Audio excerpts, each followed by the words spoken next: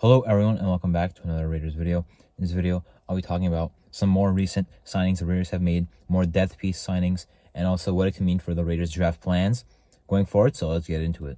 I mentioned that I wanted to save the first week, and kind of come back and make a video after, about the first week, which what I did. And then I said that I would come back and talk a little bit more about the more day-to-day stuff. So now I'll be talking about pretty much the last 2 days.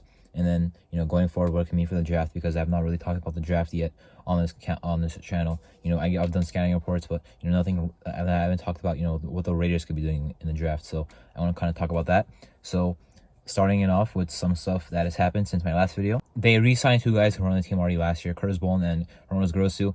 Curtis Bowen, special teams guy, probably won't get on the field as a linebacker. Did last year in the final 2 games, or sorry, maybe I think it was the final 1 game, actually, the final game, because of all the injuries at linebacker. Ronald Grosu was a backup center, that's pretty much it. But then Matt Collins leaves in free agency, which was, to a deal, $2.5 million, which we could have paid him, I think. I think they maybe made a choice not to bring him back, but it doesn't make sense to me. Good, he was a good receiver this year and a very good special teamer his whole career. Don't know about letting him walk, but I like the replacement that they got for him, which I'll talk about later. But then in the next day, they signed a bunch of guys, bunch of depth pieces that we're going to talk about now. First guy being Jaquan Johnson. Now, all these guys I'm about to mention, somehow, some way I've heard of them. Like in my time of watching the league, I've heard of them. I know a lot of people don't know who like Jaquan Johnson is, or like Jordan Willis, who we'll get into. But I have heard of him. Jaquan Johnson, I know how I heard of him. I was making a video for my AFC East predictions the offseason, and I was looking at their depth chart, and I looked at safety. There was someone named Jay Johnson I didn't know, so I clicked on his name, so I was Jaquan Johnson, known who he is since then. But that doesn't mean he's like gonna do much. He's not gonna do much. Basically, in the past 4 years for the Bills, he's played about 20% of their snaps and been a special teamer. Last year, put up like 32 tackles. So he can't come in on defense and make some plays. 2 interceptions in his career, I believe 7 pass breakups. So next year for us, I hope he'll mostly be a special teams guy, because not much of a coverage guy. It's not like a coverage safety, but he can come in sometimes on defense and make some tackles, hopefully make some plays on the ball. So that's pretty much what we have there in Jaquan Johnson. And then in OJ Howard, I'm fine with the signing as long as they get 2 guys in front of him. Austin Hooper coming in for a visit on Wednesday. I wanted to sign him, and if we sign him, I think he'd be on the depth chart above OJ Howard. But then I still would want to draft the tight end, which we'll also get into with the draft. OJ Howard is a fine tight end 3. Tight end 2 is whatever. And if you're starting tight end, you're probably like rebuilding or something. OJ Howard has been a bust. You're not going to get the first round pick OJ Howard. You're probably not going to get the first 2 years in the league OJ Howard. Maybe his second and third year. You're not going to get that either. So you're not going to get the same like serviceable 500 yards guy, 6 touchdowns type of guy. You might get like 200 yards at best. I mean, maybe like 1 or 2 touchdowns. But I hope they get Hooper. I hope they draft a tight end. OJ Howard, I'm still fine with it as long as he's the tight end 3. And then they signed Jordan Willis, who's changed his jersey number more times than I can even count. And he's also been suspended once. So off the bat, not particularly pleasing things to hear about. But I will say his production has been solid with the 49ers. Now, even though I like the production he's put up 2 seasons of 2 sacks, 3 sacks. In 3 of his 4 years with the 49ers, he has a forced fumble. At least 2 tackles for loss in all of those years with the 49ers. He did play before that with the Jets and the Bengals, but I'm mainly talking about the 49ers years. He had the 4 years because he actually showed solid production. But we all know the 49ers defensive line is stacked. Their defensive line coaches are very good. Their defensive coaching staff is very good overall. Their whole coaching staff overall is good, I should just say. But, they get all their guys involved. All their guys are put in a position to make plays. And, that may be what happened to Jordan Willis. So even though I like the production he's put up, I can't exactly say he'll do the same thing for us, because we all know our coaches, our scheme, not as good as the 49ers defensive line and what they have going for them. This is the guy who's the Cleveland Farrell replacement who went to the 49ers. Willis has put a better production on his team than Farrell has with our team, but I don't think Willis will now put up more production for us, because I think it's about the 49ers specifically. So I think Jordan Willis will not play as well, and Cleveland Farrell will play better. So, as a replacement, I think Jordan Willis is probably a better player than Cleveland Farrell. Cleveland Farrell has more of the athletic traits, obviously, but, that's not really panned out, his technique or anything, winning reps consistently. He was a great run defender in college, has not really done much in the league, but I think he probably will put up more production than Willis, just because of being on the 49ers defensive line. But Willis makes a fine defensive end 4. I think they'll either draft a guy in the draft late, like maybe Nick Hampton or something, maybe Isaiah McGuire, to be another defensive end on the team. If not, I hope Malcolm Kumitz plays more as a defensive end 3 or wherever he is on the depth chart. I want to see Malcolm Kumitz play. They re-signed Keelan Cole, which I did not like. I mean, I understand depth. That's why I'm not getting mad at the other signings. But Keelan Cole is a player I dislike a lot. I mean, every time this guy was in a punt return and the ball was coming his way, I was scared he was going to muff it until he actually muffed it against the Seahawks. We almost lost. Thankfully, we recovered, or else they would have won the game in overtime right then and there. So, yeah, Keelan Cole scares me. He's not reliable. He couldn't get separation last year. With the Jets and the Jaguars, he was pretty good. I liked him. I liked the signing last year, but now the re-signing, I don't like it. I don't think they'll let him be the punt returner because he's not really good there. And as a receiver, he's not much either. So, anymore at least. As I mentioned with the Jets and the Jaguars, he was not just serviceable, but like a solid guy. But with us, I'm not really looking forward to like having him back. I was a little bit more fine with it when I saw that they signed Cam Sims. Cam Sims is the guy I really like, getting dangerously close to Nelson Aguilar territory. For backstory, I'm a big Nelson Aguilar fan. Before he was on the Raiders, while he was on the Raiders, after he was on the Raiders, I was a big fan of Aguilar. When we signed him, I haven't made videos back in like the 2020 offseason, so I'll talk about this now. I liked Aguilar when he was on the Eagles. When I heard that we signed him, I had no idea he was in a free agent, but I was happy we had him. Some people though in the Raider Nation were like, "Yo, this guy's so bad. He should not make the team. He's gonna waste a roster spot. He's gonna cost us the game or something with his drops." I'm like, relax. He'll do solid, and he ended up doing really good actually. Almost 900 yards, I believe, 8 touchdowns, maybe 9. So good stuff there. He was second in the league in yards per reception. I really loved Aguilar, and then when he was starting to play well for us, I of course continued to love Aguilar. But when he left, it made me pretty sad. But anyway, Cam Sims is not the same receiver as Aguilar. That's not what I'm saying. He's a contested catch guy where his production in the NFL doesn't look very good, but he just shows the ability to keep doing it. Lob it up. He'll make some catches. He's made some big plays. He only has 58 career catches, but a lot of those are pretty good stuff. Like his yards per catch are pretty good.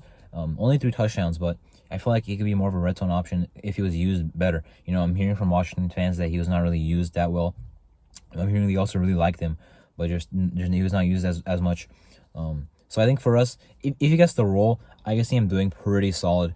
I'll start him out there. What I'm saying, for like his year where he started the more was 10 games in 2020 with Washington, 32 catches, 477 yards, and I believe 1 touchdown.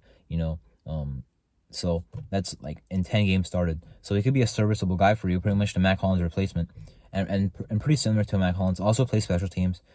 He's also very big. So is Mac Hollins. So as I mentioned before, the Mac Hollins replacement is Cam Sims. Sorry, which also reminds me to mention I keep getting Cam Sims and Steven Sims confused. They were both at Washington at one point. It had me very confused, but this is Cam Sims that we signed. Now talking about the draft a little bit. The first round, I think this is without a doubt going to be a corner right here. I mean, defensive line I think is still in play, but I'm thinking corner, man. Faison was not signed to be a starter. Rocky Sin has not been re-signed. I think they still do. I hope they still do. That's like, in my opinion, the priority, move left in free agency to re-sign Rocky Sin to like a 2-year deal. The market's not that big on him anyway, probably. I mean, we've seen players, their values get a lot cheaper now as we're in the second week of free agency. But at corner, I think they'll take something at 7th overall at corner. I would, if they re-sign Yassine, you have Yassine starting, the 7th round pick starting, and Hobbs in the slot. Faison is the 4th corner. Now they could also not re-sign Yassine, and then they can also take a corner in the 2nd round, because I think there'll be some quality starters back there. Manuel Forbes, pretty good in coverage. Eli Ricks is like not a guy I really like, but he can still provide some spark there. Pretty aggressive man cover corner out of Alabama. There's Garrett Williams, who's probably going to slide maybe to the 3rd round because of his injury. Before his injury, he was very good for Syracuse. I'm not sure about his size though. I'm not sure if he's going to be a slot guy or an outside guy. I'm not sure like if he's 6 foot, 5'11". I'm not too sure. I don't know too much about Garrett Williams, but I know he was good before he got injured. There's Clark Phillips, but he's more of a smaller guy anyway. So there is still a lot of good options in deep corner class. I do like my ideal pick at 7th overall right now is Christian Gonzalez. Witherspoon is I like him too, but I would rather have Gonzalez. I would not be that mad with Joey Porter Jr. either. Trading back and getting one of those corners would also be very good, but I don't think we can trade back and get Gonzalez. I think he might even be gone. The Lions at 6th overall might take him. Now, with them drafting or signing Cameron Sutton and Manuel Mosley and Gardner Johnson, I'm not sure if they will still do that, but definitely a team to look out for. If not, we might have every corner on the board available for 7th overall. I prefer Gonzalez, but others might prefer other people. Witherspoon is also looked at as one of the best corner. Well, he's looked at as either corner 1 or corner 2. So for some people he's corner 1. For me, I like Gonzalez a little bit more. Now talking about tight end, you can also get a very good starter, pretty much in the 3rd, 4th, 5th round, anywhere really in the draft. But where I would want us to take a tight end is 3rd, 4th, or 5th round. I mentioned in my last video I could see them taking a tight end with the 100th overall pick that we got from the Waller trade, because I would not really want to take a tight end with a 70th overall pick, and the 100th overall pick is where I'm like comfortable being like, all right, we already made 3 picks, probably those picks are on defense, and now I'm fine going with tight end. Now, if they sign Austin Hooper, I still want them to draft a tight end, as I mentioned. If they don't, then they like desperately need to, because OJ Howard is not a guy you want starting anymore in this league. But the guys I like, Zach Kuntz, if we can get him in the 3rd round, that would be ideal. His stock has risen, majorly since the combine. Before that, we could have got him late, but now it's looking like 3rd, 4th round. 6'8" or 6'7", runs really fast, runs like a gazelle.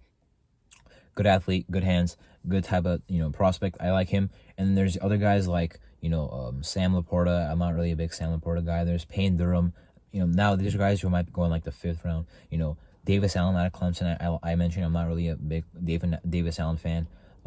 There's Schoonmaker from Michigan. Cameron Latu is like an average tight end. I'm not really a big fan of those guys, but Tucker Kraft is also a good 3rd round option. If they for some reason want to take a tight end in the 2nd round, which I would not really want, who knows who'll be there. These tight ends are either gonna go really back to back, and pretty much not exactly back to back, but like really close within each other, really condensed in like the early 2nd, or 3 or 4 sneak into the 1st round. I think both can happen. Maybe the tight end slip and then there's a huge run on them in the 2nd round, or they go in the 1st round. With that being said, if one goes in the 1st round, I think it's even a big question as to who that would be. Michael Mayer is not, in my opinion, the unanimous tight end 1. There's also Darnell Washington, who teams might want his blocking and receiving upside to go with it as a tight end 1. Luke Musgrave is a great athlete, missed most of last year but still really good. Dalton Kincaid, very reliable, good pass catching tight end from Utah. So from those 4, and of course Michael Mayer. So from those 4 guys, I'm not really sure who would be the tight end 1. Most likely it would be Michael Mayer, but teams might like other guys. Musgrave probably the better athlete, but Michael Mayer and Dalton Kincaid put up the best receiving stats, and Darnell Washington, as I mentioned, kind of two-dimensional. Good blocker because he has great size that you can't teach, and he has a receiving upside. Can he be the starting tight end for a team? I'm not sure, because he was not for the starting tight end for Georgia. But with that being said, if he's a starting tight end for a league, he might put up more than what he did with Georgia this past year, which was like 30 catches for like 300 yards and like a couple touchdowns. As a starter, those numbers will probably go up, but I'm not sure how much they would want him starting, because if your tight end starting, he's probably not going to be blocking that much unless you're like a running team, which at this point in time is not very many teams. Most teams are going to pass the ball. Anyway, that was me basically breaking down some of the Raiders' depth free agency signings in the past 2 or 3 days, as well as talking about what their plan could be in the draft going forward, talking about tight end and the cornerback position. Anyway, I'm Marto, and thank you for watching.